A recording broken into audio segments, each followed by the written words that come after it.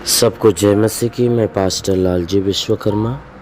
आइए आज दिन के नई शुरुआत के लिए सुबह की प्रार्थना हर एक के लिए करते हैं। प्रार्थना शुरू करने से पहले मैं वचन के माध्यम से हर एक को समझाना चाहता हूँ।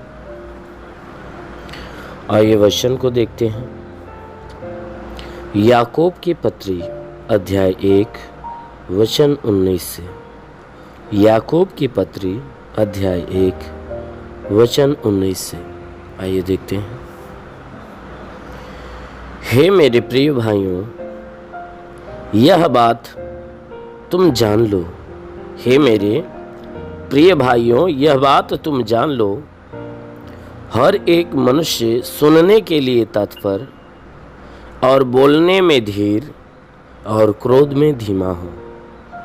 हे मेरे भाइयों, हे मेरे प्रिय भाइयों, यह बात जान लो कि हर एक मनुष्य सुनने के लिए तत्पर और बोलने में धीर और क्रोध में धीमा हो, क्योंकि मनुष्य का क्रोध परमेश्वर के धर्म का निर्वाह नहीं कर सकता। क्योंकि मनुष्य का क्रोध परमेश्वर के धर्म का निर्वाह नहीं कर सकता। इसलिए सारी मलिनता और बैर भाव की बढ़ती को दूर करके इसलिए सारी मलिनता और बैर भाव की बढ़ती को दूर करके उस वचन को नम्रता से ग्रहण कर लो। उस वचन को नम्रता से ग्रहण कर लो जो हृदय में बोया गया, जो हृदय में बोया गया और जो तुम्हारे प्राणों का उद्धार कर सकता है। आमीन। मेरे प्रियो, यहाँ परमेश्वर की वचन बता रही है। यहाँ प्रभु का दास याकूब कह रहा है कि हे मेरे प्रिय भाइयों, यह बात तुम जान लो। कहता है कि हे मेरे प्रिय भाइयों, इन बातों को तुम जान लो कि हर एक मनुष्य सुनने के लिए तत्पर रहे और बोलने में धीमा रहे, बोलने में धीरज रखे और क्रोध में धीमा हो। कहता है कोई भी मनुष्य किसी बात को सुनने के लिए तत्पर रहे, या परमेश्वर के शब्द या परमेश्वर के वचन को सुनने के लिए हमेशा तैयार रहे और बोलने में धीरज रखे। किसी बात को बोलने में उतावलापन न होने पाए, परंतु धीरज धर के किसी भी बात को बोले। इसलिए वचन कह रही है कि बोलने में धीर और क्रोध में धीमा हो। कहता है कि जब भी तुम्हारे अंदर क्रोध उत्पन्न होता है तो क्रोध में धीमा हो जाओ।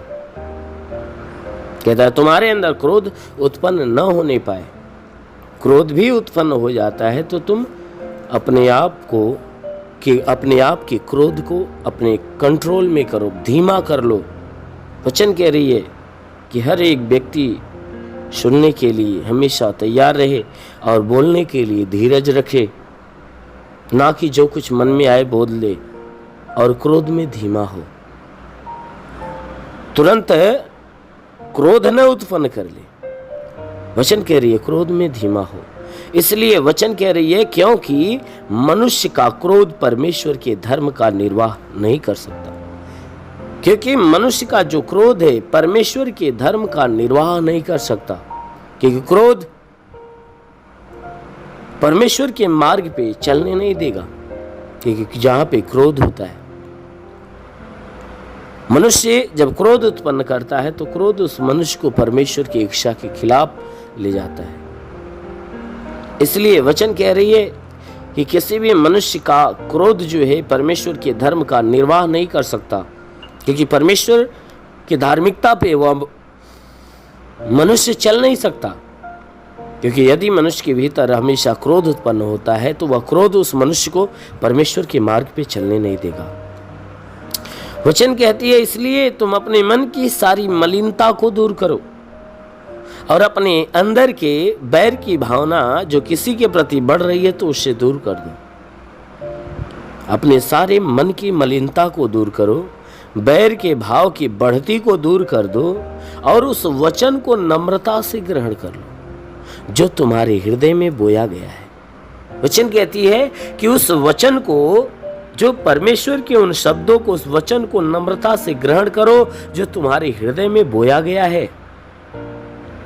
जो परमेश्वर के वचन को तुम्हारे लिए सुनाया गया है या जो तुम्हारे कानों के द्वारा तुम्हारे हृदय में बोया गया है, वचन कह रही है कि उसे नम्रता से ग्रहण कर लो।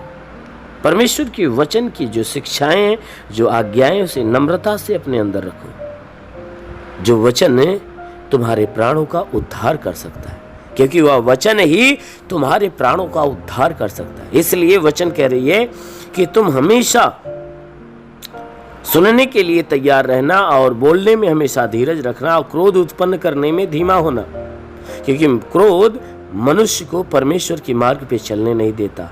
इसलिए अपने मन की सारी मलिनता को दूर करो, बैर भाव की बढ़ती को दूर करके परमेश्वर के पवित्र मीठे वचन को ग्रहण करो। जो तुम्हें सुनाया गया है वही वचन है जो तुम्हारे प्राणों का उद्धार कर सकता है। इसलिए मेरे प्रियो, अवश्य है कि आप परमेश्वर के वचन में अपने आप को बनाए रखिए। जरूर है कि वचन आपको स्वर्ग के मार्ग तक पहुंचाएगी। इसलिए आइए आंखों को बंद करिए, आज सुबह की प्रार्थना आपके लिए करते हैं। जरूर है कि इस प्रार्थना के द्वारा परमेश्वर आपके जीवन में अपनी महिमा की आशीष प्रकट करेगा। धन्यवाद करता हूँ मेरे प्रभु परमेश्वर, सृष्टि के मालिक, धरती पे अन्न उपजाने वाले पिता, मैं तेरा धन्यवाद करता हूँ। जगत के पालनहार परमेश्वर, मैं तेरा धन्यवाद करता प्रभु। आपसे विनती प्रार्थना करता कि हे पिता, तो अपने पवित्र, तेजस्वी, सामर्थी, बलवंत हाथों को बढ़ा और जितने भी लोग प्रार्थना को सुन रहे प्रभु, हर एक के शरीर को स्पर्श कर, ताकि इनके शरीर, इनके जीवन में जो भी दुख, तकलीफ, समस्या, विपत्ति, बीमारी, कलेश, उपद्रव, कोई भी प्रकार की दुर्घटनाएं तो बिल्कुल खत्म होने पाए। वो महान परमेश्वर, हम प्रार्थना करते आज सुबह की प्रार्थना हर एक के लिए करते हैं कि परमेश्वर आज सुबह हर एक को तू अपनी आशीषों से ढाप ले, कि हे परमेश्वर सबके सब तेरी आशीषों में पले बढ़े और चंगे रहे। मेरे महान परमेश्वर, हम तुझे धन्यवाद देते हैं कि आज पूरी रात जो हर एक को संभाल कर रखा प्रभु, धन्यवाद देते हैं। तूने हर एक को नई सुबह, नया दिन, नया जीवन दिया प्रभु, धन्यवाद देते हैं। आज पूरे दिन हे परमेश्वर हर एक के ऊपर तू अपनी आशीष को बरसा, ताकि हर कोई हे परमेश्वर आज पूरे दिन तेरी आशीषों में संभला हुआ रहे, कि इनके द्वारा कोई गुनाह, कोई पाप न होने पाए। हर गुनाह, हर पाप से इन्हें बचा कर रख। ओ महान परमेश्वर, हम प्रार्थना करते हैं कि हे परमेश्वर आज पूरे दिन ये जहाँ भी रहें, कोई दुख, कोई तकलीफ, कोई समस्या, कोई विपत्ति, कोई बीमारी, कोई भी प्रकार के कलेश इनके जीवन में ना आने पाए, ना ही कोई प्रकार की दुर्घटनाएं इनके शरीर के ऊपर हो। हाँ मेरे प्रभु, हम प्रार्थना करते हैं हर प्रकार की बला, हर प्रकार की दुर्घटनाओं से इन्हें बचा, क्योंकि प्रभु आपने वचन में कहा कि मैं तुझे बहेलिया की जाल से और महामारी से बचाऊंगा, मैं तुझे पंखों के आड़ में ले लूंगा, तो मेरे पैरों के नीचे शरण पाएगा, मेरी सच्चाई तेरे लिए ढाल और झीलम ठहरेगी। पिता वचन के अनुसार विनती प्रार्थना करता है, शैतान रूपी बहेलिया जो इनके जीवन में नुकसान पहुंचा रहे, शैतानों को नष्ट कर इन्हें चंगा करके, तो चंगा करने वाला परमेश्वर है। तूने कहा मैं इस नगर का इलाज करके यहाँ निवासियों को चंगा करूंगा, मैं तेरा चंगा करने वाला परमेश्वर हूँ। मेरे महान परमेश्वर, हम प्रार्थना करते हैं इन सबके शरीर का इलाज कर, शरीर में जितने दुख, तकलीफ, बीमारियां बिल्कुल बाहर निकले, दुष्ट आत्मा के हरकत से छुटकारा मिले। जिसके हड्डियों में दर्द हो, हड्डियों का दर्द निकल जाए, मांसपेशियों में दर्द हो, मांसपेशियों का दर्द निकल जाए, नसों में दर्द हो, नसों का दर्द निकल जाए। वो महान परमेश्वर, जिसको मस्तक से संबंधित बीमारी हो तो मस्तक की बीमारी निकल जाए। हे परमेश्वर, जिसके कान में कोई बीमारी हो तो कान की बीमारी निकल जाए, जिसके आंखों में बीमारी हो तो आंख की बीमारियां निकल जाए। आंखों में परमेश्वर नई दृष्टि दे, प्रभु यीशु के नाम में आदेश करता हूं। जिसके सीने में तकलीफ हो, सीने की सारी तकलीफें निकल जाए, पेट में तकलीफ हो, पेट की सारी तकलीफें निकल जाए, हर जोड़ों का दर्द यीशु के नाम से निकल जाए।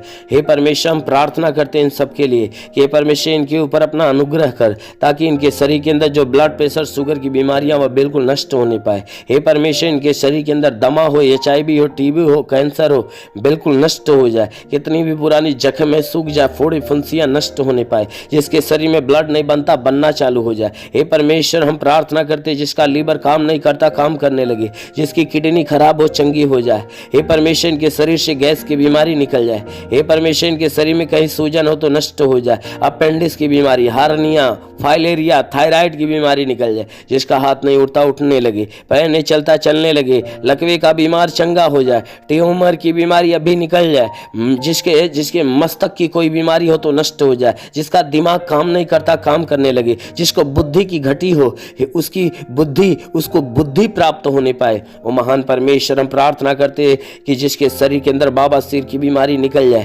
प्रभु यीशु के नाम से आगे तो शरीर के किसी भी भाग में पथली हो तो नष्ट हो जाए, जुकाम खांसी बुखार निकल जाए, टाइफाइड मलेरिया नष्ट हो जाए, उल्टी दस्त की बीमारी पेचिस पड़ना बंद हो जाए, किसी भी प्रकार का चर्म रोग निकल जाए, खाज खुजलियां नष्ट हो, किसी भी प्रकार के दाग धब्बे सफेद दाग नष्ट हो जाए, फीलिया स्नोफीलिया की बीमारी लहू पानी की बीमारी निकल जाए।